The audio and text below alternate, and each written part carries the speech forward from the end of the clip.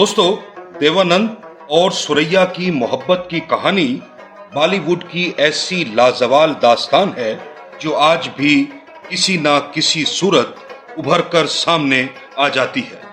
ये दोनों शादी के लिए रजामंद थे, लेकिन मजहब और समाजी बंधनों ने इन्हें एक नहीं होने दिया। सुरैया से मोहब्बत की नाकामी के बाद जब देवानंद रंजो गम की तस्वीर बने हुए थे, तो एक और औरत की मोहब्बत ने उनके दिल पर दस्तक दी और ये कल्पना कार्तिक थी। लेकिन इस मामले में हैरानी की बात यह है कि देवानंद के साथ साथ उनके बड़े भाई चेतन आनंद भी कल्पना कार्तिक की मोहब्बत में मुब्तला थे।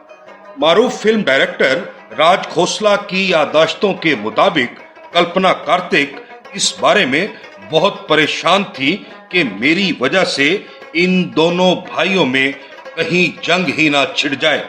आज की यात्रा में हम बात करेंगे कि किस तरह कल्पना कार्तिक की मोहब्बत में चेतन आनंद ने गुरु दत्त को फिल्म बाजी की डायरेक्शन से अलग कर दिया था। साथ ही ये भी बताएंगे कि फिल्म डायरेक्टर राज खोसला के सामने कल्पना कार्तिक क्यों फुट फुट कर रोने लगी थी। हमारे साथ रहिएगा। देवानंद एक अरसा सुरैया की मोहब्बत में पागल रहे। दोनों शादी के लिए रजामंद थे, मगर मजहब और समाज आड़े आ गया। यूं देवानंद अपनी इस नाकाम मोहब्बत के हाथों गम की तस्वीर बन गए।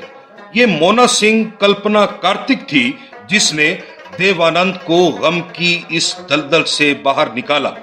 लेकिन मारूफ फिल्म डायरेक्टर राज खोसला की याददाश्तें इस हवाले से कुछ और ही कहती हैं। मार्च 1982 में शम्मा देहली से बात करते हुए राज खोसला ने कहा था कि फिल्म बाजी की शूटिंग के दौरान देवानंद और चेतन आनंद दोनों भाई ही कल्पना कार्तिक से इश्क कर रहे थे।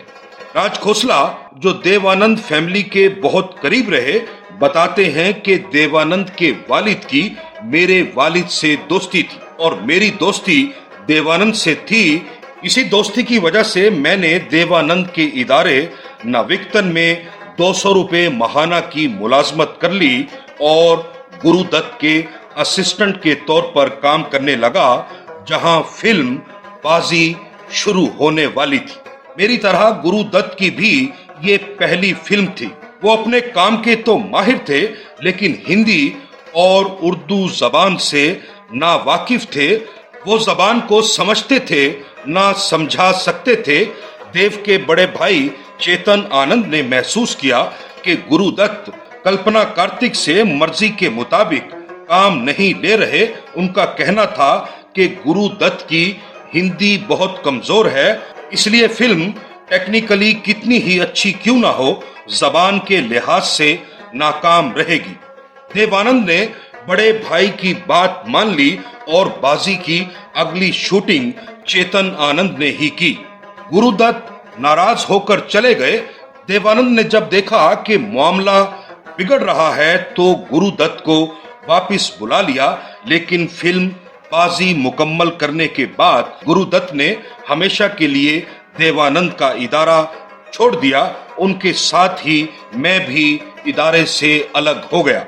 इस बात से मुझे कोई इनकार नहीं कि गुरुदत्त उस जमाने में उर्दू और हिंदी से नावाकिफ थे, लेकिन इस पर काबू पाया जा सकता था। दरअसल गुरुदत्त को फिल्म की डायरेक्शन से हटाने के पीछे बात ये थी कि चेतन आनंद कल्पना कार्तिक से इश्क करते थे और गुरुदत्त की मौजूदगी में उन्हें खुल खेलने का मौका नहीं मिल रहा था।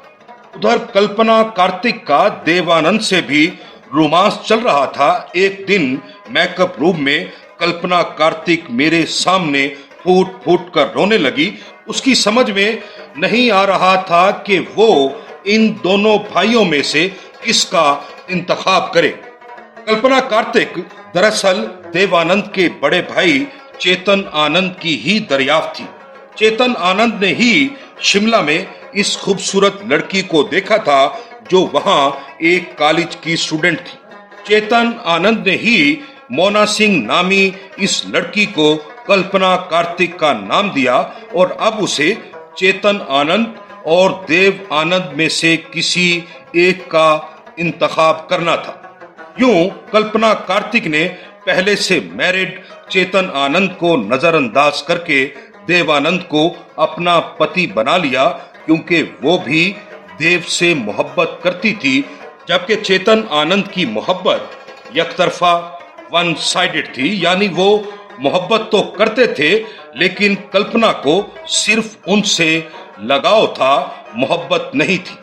दोनों भाइयों में जंग ना हो इसलिए कल्पना कार्तिक ने एक सीक्रेट प्लान बनाया और देवानंद के साथ शूटिंग करते करते वो घंटा भर के लिए स्टूडियो से बाहर गई। लोग ये समझे कि वो लंच के लिए बाहर गए हैं, लेकिन दोनों चुपचाप शादी करके वापस आ गए और किसी को शक भी नहीं हुआ। ये शादी बहुत दिनों बाद ओपन हुई तो सब लोग हैरान रह गए, लेकिन सबसे ज्यादा हैरानी चेतन आनंद को थी। लेकिन इस हैरानी में बहुत सा दुख भी शामिल था। दोस्तों, ये थी हमारी आज की यात्रा। अगर आपको हमारी ये यात्रा पसंद आए तो अपने दोस्तों से भी शेयर कीजिए और हमारा चैनल भी जरूर सब्सक्राइब कीजिएगा।